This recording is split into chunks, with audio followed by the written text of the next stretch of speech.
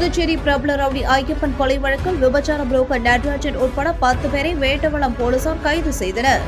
புதுச்சேரி வானரப்பேட்டையை சேர்ந்த பிரபல ரவுடி ஐயப்பன் நேற்று முன்தினம் திருவண்ணாமலை நீலந்தாங்கல் பகுதியில் மர்ம நபர்களால் வெட்டி படுகொலை செய்யப்பட்டார்.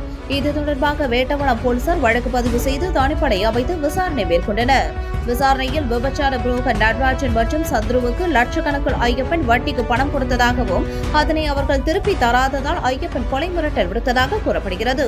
இதனால் முந்திக் கொண்ட அவர்கள் கடந்த 9ஆம் தேதி புதுச்சேரியில் வீட்டில் இருந்த ஐயப்பனை புரோக்கர் நடராஜன் தலைமையில் 8 பேர் கொண்ட கும்பல் திருவண்ணாமலைக்கு காரில் கடத்தி சென்று அவரது மனைவியிடம் ரூபாய் 6 லட்சம் பணம் கேட்டு மிரட்டி பறித்துள்ளனர்.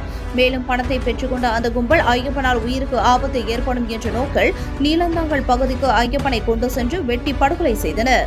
இந்த வழக்கில் புதுச்சேரியை சேர்ந்த விபச்சார புரோக்கர் நடராஜன், சந்துரு, முத்துக்குமார், ராஜேஷ், தனசேகர் என்கின்ற அஜித், புஷ்பநாதன் என்கின்ற சூர்யா, விவேக், குப்புசாமி, மணி, புவனேஷ் ஆகிய 10 பேரை கைது செய்த போலீசார் அவர்களிடம் இருந்து 2 கார் மற்றும் ரூபாய் 1.5 லட்சம் பணத்தை பறிமுதல் செய்தனர். பின்னர் நீதிமன்றத்தில் ஆஜர்படுத்தி வேலூர் சிறையில் அடைத்தனர். மேலும் தலைமறைவான அரவிந்த் நாராயணன் என்ற குற்றவாளியை தேடி வருகின்றனர்.